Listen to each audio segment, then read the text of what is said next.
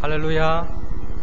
우리 모두를 하나님의 자녀로 삼아주시고 하나님의 나라를 열어가는 하나님의 나라의 일꾼으로 세워주신 우리 주님을 향하여 할렐루야 찬양대에서 찬양했습니다. 우리 주님께서 영광 중에 받아주신 줄로 믿습니다. 찬양의 가사처럼 하나님께서 맡겨주신 직분에 걸맞게 충성 봉사함으로 하나님께 영광 돌리고 하나님이 예비해 놓으신 복을 올 한해도 충만히 받아 누리는 우리 모두가 되기를 주의 이름으로 축원합니다. 우리 옆 사람과 인사 나눕시다. 힘써 일합시다.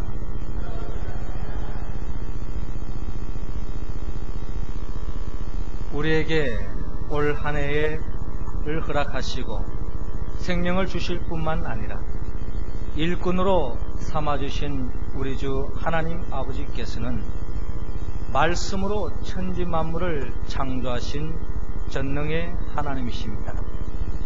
하나님께서 처음 이 세상을 바라보았을 때 이 세상은 그 어떠한 생명도 살 수 없는 혼돈과 공허와 흑암이 가득 찬 세상이었습니다. 이러한 세상에 하나님께서 창조 첫째 날 빛이 있으라 라고 말씀하실 때에 말씀대로 빛이 생기며 하나님 보시기에 아름다운 세상이 열립니다.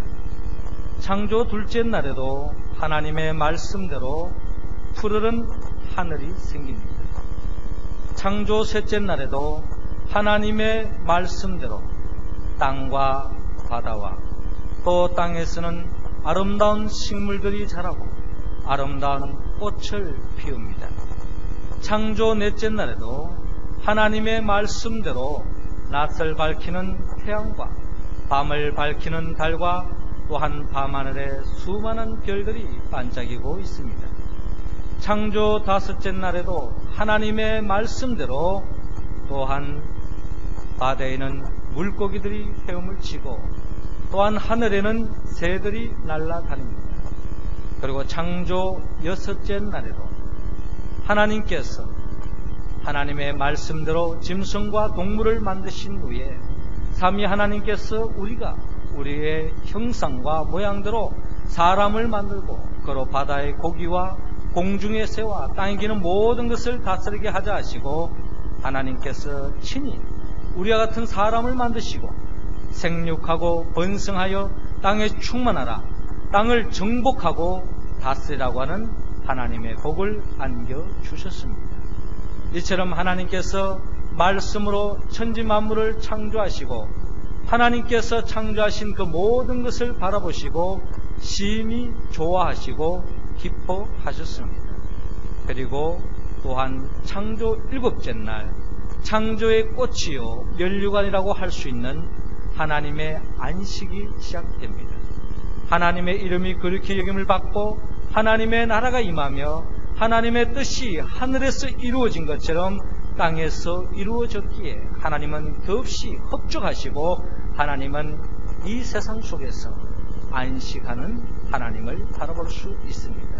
이 하나님의 안식하는 모습을 바라보며 하나님의 영광을 바라보며 모든 피조물들이 덧없는 감사와 기쁨과 행복으로 충만되어져 있는 것 같은 모든 피조물들을 바라볼 수 있습니다. 그렇습니다. 이 세상이 혼돈과 공허와 흑암에 가득 찬 그 어떠한 생명도 살 수 없었지만 하나님의 말씀이 살아 역사할 때 이 세상은 살맛나는 세상으로 아름다운 모습으로 변화된 것을 바라봅니다. 저와 여러분들의 삶이 이 세상에 살고 있지만 우리가 참된 평안과 기쁨과 행복을 누릴 수 있는 길은 이 세상에 있는 것이 아니고 말씀으로 천지 만물을 창조하신 창조주 하나님께 나와 그 하나님 앞에 경배하고 하나님을 사랑하고 하나님을 경외하고 하나님을 위하는 삶을 살아갈 때에 우리의 삶은 덧없는 복된 기쁨과 행복의 삶으로 나아갈 줄로 믿습니다. 이 믿음으로 매일매일 기쁘고 행복한 삶을 열어가는 우리 모두가 될 수 있기를 바랍니다. 영국의 대문호 프란시스 베이컨이 옥스퍼드 대학에서 종교학 시험을 치르게 되었습니다. 시험 문제는 이렇게 나왔습니다. 가나의 혼인잔치에서 물이 포도주로 변한 사건을 종교학적으로 해석하라는 시험 문제가 나왔습니다. 학생들은 일제히 답안을 써 내려가기 시작했습니다. 그러나 종료 시간이 다가오고 모든 학생들이 퇴장했는데도 베이컨만큼은 두 눈을 감은 채 미동도 하지 않고 있는 것입니다. 물론 답안지는 아직도 백지 상태였습니다. 시험관이 와서 답안지 제출을 독촉했습니다. 그제서야 베이컨은 펜을 들고 한 문장을 답안지에 적었습니다. 물이 주인을 만나니 얼굴이 붉어지다. 물이 주인을 만나니 얼굴이 붉어지다 라는 답을 썼습니다. 그렇습니다. 말씀으로 천지 만물을 창조하시고 말씀으로 물을 창조하신 우리 주님께서 그 물을 포도주로 변화시켰습니다. 아무런 의미가 없던 무의미했던 물이 창조주 되시는 예수님을 만남을 통하여 그 얼굴이 붉어지면서 덧없는 모든 사람들에게 맛을 주고 기쁨을 주는 그와 같은 포도주로 변화되는 것을 바라볼 수 있습니다. 저와 여러분들의 인생이 무의미하고 아무런 의미 없는 인생을 살아가고 있다 할지라도 창조주 되시는 우리 주님을 만나고 그 주님을 사랑하고 그 주님을 경외하고 주의 말씀을 붙잡고 살아가는 저와 여러분들이 되어질 때에 덧없는 기쁨과 행복이 우리의 삶 속에 찾아올 줄로 믿습니다. 오늘의 본문의 말씀은 예수님께서 가나의 혼인잔치집에서 처음으로 물로 포도주로 만든 표적 이적을 베푸셨던 사건이 오늘 본문에 기록되어져 있습니다. 이처럼 흥이 깨어져가는 그곳에 다시 기쁨을 솟게 했던 우리 주님께서 우리는 만날 수 있는데 우리의 삶 속에 어떠한 문제와 근심과 걱정이 있다 할지라도 어떻게 하면 우리의 삶이 더없이 기쁨과 행복으로 삶으로 나아갈 수 있는지 성경은 우리에게 일러주고 있습니다. 진정 우리의 삶이 슬픔과 탄식에서 벗어나 기쁨과 행복으로 삶으로 나아가기 위해서는 하나님께서는 오늘 본문 1절에서 2절을 통하여서 예수님을 영접하라고 말씀하십니다. 우리 2절 말씀 우리 다 같이 읽겠습니다. 시작. 예수와 그 제자들도 혼인의 청함을 받았더니 아멘. 저를 따라 하시기 바랍니다. 주님을 영접합시다. 예수님께서 갈릴리 지방의 조그만 동네 가나라고 하는 동네에 가고 계십니다. 예수님께서 왜 가나라고 하는 동네에 가고 있습니까? 마침 그 가나라는 동네에 혼인잔치가 열리게 되었습니다. 그 혼인잔치집에 예수님을 초대한 것입니다. 예수님은 그 초대에 응하여서 그 잔치집에 찾아왔습니다. 혼인잔치집은 우리가 잘 아는 것처럼 예나 지금이나 덧없는 기쁨의 자리입니다. 선남 선녀가 서로 눈이 맞아서 서로의 만남을 통하여서 서로 사랑을 확인하고 이로 인하여서 서로가 있는 것이 너무나도 행복한 나머지 평생토록 함께 살고자 하는 그런 마음을 품고 또한 결혼을 맹세하고 이처럼 양가의 부모의 동의 속에서 행복한 결혼식이 열리는 것을 바라봅니다. 이 결혼식의 기쁨은 이처럼 두 결혼하는 신랑 신부의 기쁨만이 아니라 이 기쁨에 참여한 모든 양가 부모님과 또한 가족들과 친척들의 기쁨이요 또 이 자리를 기뻐하고 축복해주는 모든 사람들의 기쁨의 자리인 것을 바라볼 수 있습니다. 이 자리에 예수님께서 함께 하셔서 함께 기쁨을 나누시고 또한 그들에게 마음껏 축복해주는 예수님의 모습을 우리는 성경의 본문을 통하여 마음에 그려볼 수 있습니다. 그렇습니다. 우리의 삶이 더없는 행복하고 기쁨이 충만하고 하나님의 더없는 축복의 삶으로 나아가기 위해서는 우리의 삶의 가장 중요한 자리, 또한 가장 기쁜 자리에 주님을 모시는 것입니다. 주님을 초대하는 것입니다. 그때에 주님께서는 우리에게 마음껏 축복해 주시고 복에 복을 더해 주실 때에 그 자리, 가난잔치의 혼인잔치집이 더없는 축복의 자리가 될 수 있었던 것처럼 우리의 삶 속에 예수 그들을 영접하고 예수 그들을 모시고 살아갈 때에는 우리의 삶에는 더없는 축복의 삶이 열릴 줄로 믿습니다. 우리의 삶이 어렵고 힘들 때만 주님을 찾지 마시고 특별히 내 삶의 가장 중요할 때 또한 내 삶의 가장 기쁨의 자리에 주님을 초청하시고 주님을 위하고 주님께 예배드리고 주님을 경배하는 삶으로 나아갈 때에 하나님께서는 저와 여러분들의 삶을 책임져 주시고 더없는 복된 길로 인도해 주실 줄로 믿습니다. 요한복음 1장 12절에 보면 영접하는 자 곧 그 이름을 믿는 자들에게는 하나님의 자녀가 되는 권세를 주신다고 말씀하십니다. 지난날에 우리가 죄 때문에 또한 마귀의 자식으로 불행 속에 근심 속에 탄식 속에 살아갈 수밖에 없는 우리 인생길이라 할지라도 우리 주님을 내 인생의 왕으로 주인으로 모시고 영접하고 살아갈 때는 주님께서 우리의 삶을 더없는 축복의 길로 인도해 주십니다. 그러기에 다윗은 시편 23편을 통하여 고백하지 않습니까? 여호와는 나의 목자시니 내게 부족함이 없으리로다.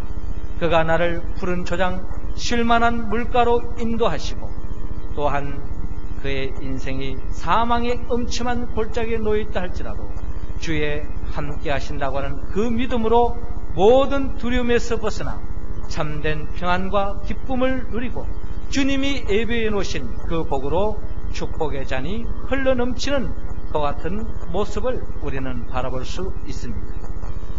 이처럼 우리의 삶 속에 진정 예수 그들을 영접하고 예수 그들을 모시고 살아가는 그 삶은 더없는 잔치집과 같은 인생, 축복의 삶으로 나아갈 줄로 믿습니다. 누군가가 불교는 제사하는 집과 같고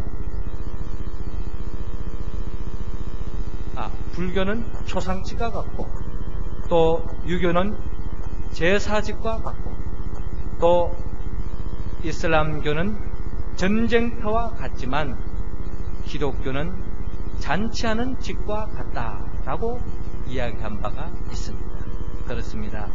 우리의 삶 속에 예수님을 영접하고 예수님을 주인으로 모시고 살아갈 때는 우리의 삶은 매일매일 잔치집과 같은 축제의 삶이 열어질 줄로 믿고 주님을 바라보고 의지하고 살아가는 우리 모두가 되기를 주의 이름으로 축원합니다.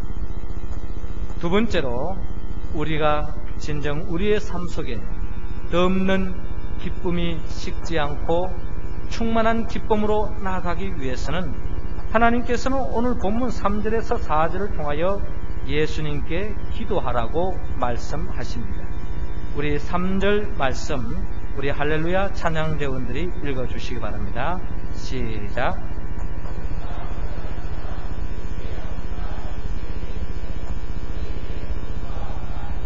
아멘. 포도주가 모자란지라 예수의 어머니가 예수에게 이르되 저에게 포도주가 없다 하니. 아멘. 저를 따라하시기 바랍니다. 주님께 기도합시다.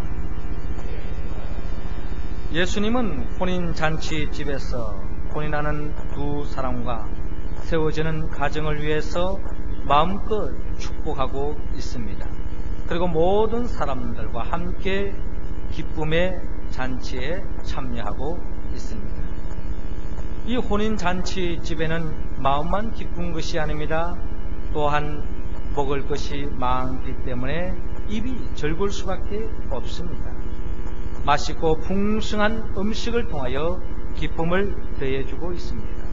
잔치집은 더욱더 흥으로 더 높아가고 기쁨으로 무르익어가고 있습니다. 그런데 예상치 못하는 문제가 생겼습니다. 그것은 다름이 아니라 잔치집에 흥을 돋구어주는 포도주가 모자른 것입니다. 혼인 잔치집을 준비하는 집에서는 아마도 많이 준비했을 것입니다. 그러나 너무나 많은 사람이 찾아왔는지 포도주가 떨어지고 말았습니다. 아주 난감한 상황이었습니다. 예상치 못한 문제 앞에 혼인잔치를 준비한 사람들의 표정이 참으로 어두울 수밖에 없습니다.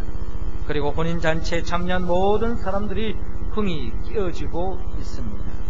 이때 예수님의 어머니께서 예수님에게 찾아가서 저에게 포도주가 없다고 간청하고 있습니다. 예수님의 어머니는 이미 예수님이 그리스도임을 알고 있었습니다.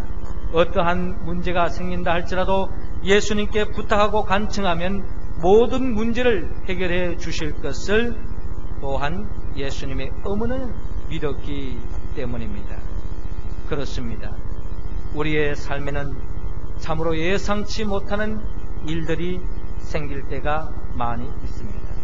나름대로 예상하고 준비했지만 진정 예상치 못했던 돌발 상황들이 우리의 삶의 자리에 찾아올 때가 있습니다.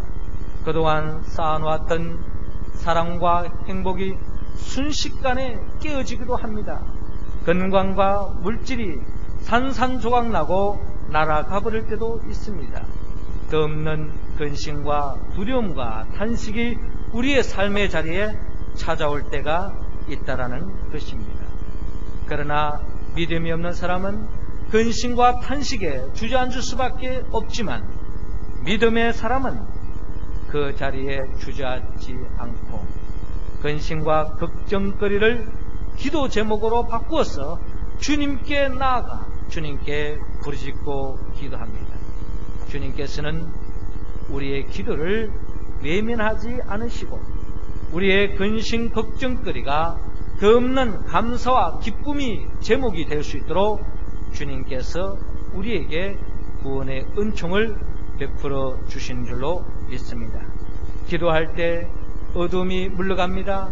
기도할 때에 하나님의 나라가 도래될 줄로 믿습니다. 물론 우리가 기도한다고 해서 예수님께서 다 응답해 주지 않습니다. 때로는 아무리 우리가 간절하게 바라고 기도한다 할지라도 예수님의 뜻과 때에 벗어났을 때는 이루어질 수 없는 것을 우리는 고백하지 않을 수 없습니다. 그러나 오늘 본문을 들여다보면 분명히 예수님의 이 때가 아닌 것을 우리는 알 수 있습니다.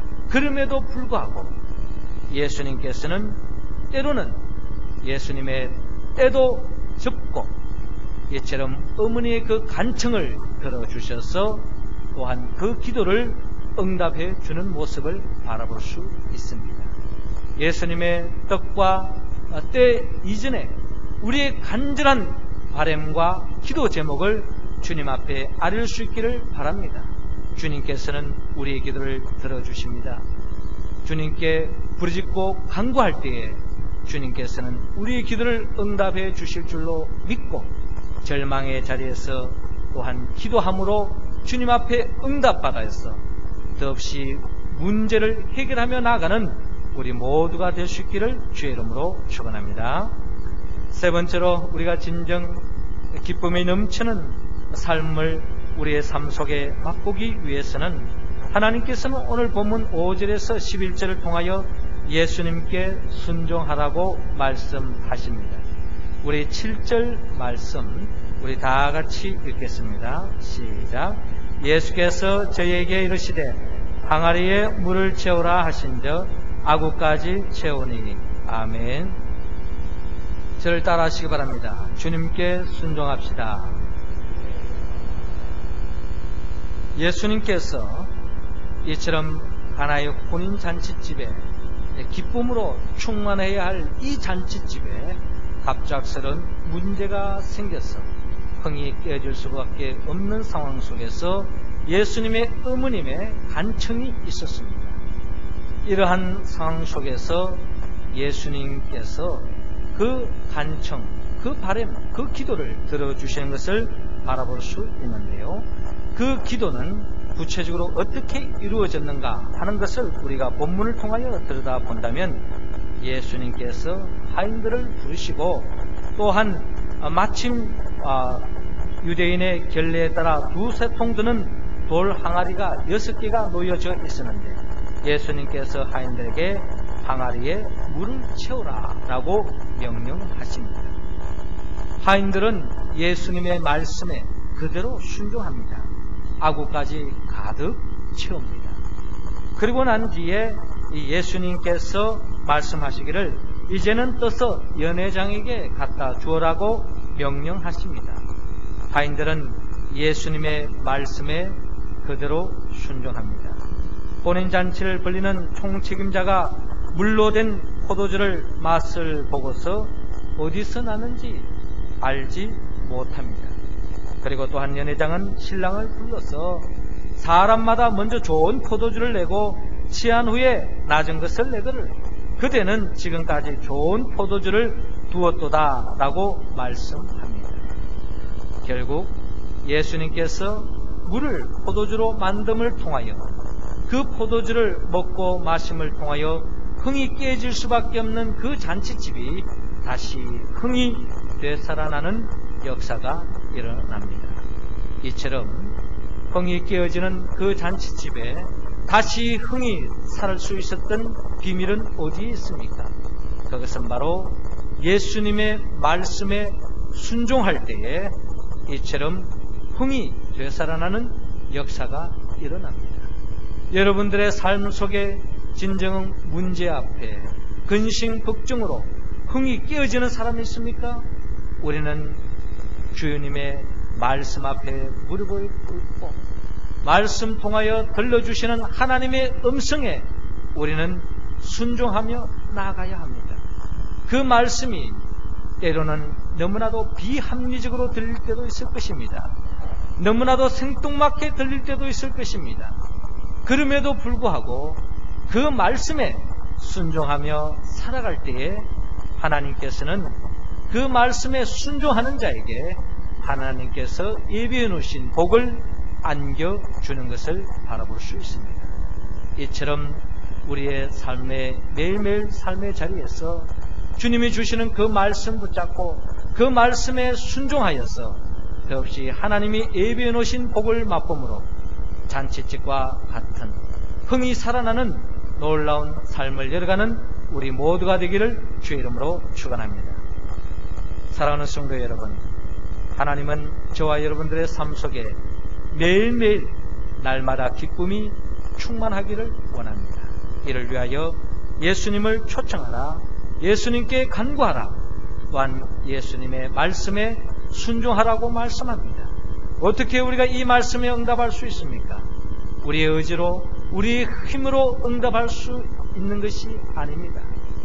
저와 여러분들을 위하여 죽으신 예수 그리스도, 저와 여러분들을 이 복을 참여할 수 있도록 기쁨이 넘치는 삶으로 인도하기 위하여 사망 권세를 깨뜨리고 부활하신 예수 그리스도, 그 예수의 영 보혜사 성령의 도우심을 통하여 오늘의 주신 이 말씀에 응답하여서 더없이 하나님께 영광 돌리고 매일매일 삶 속에서 하늘나라의 그 기쁨을 맛보며 살아가는 우리 모두가 되기를 주의 이름으로 축원합니다.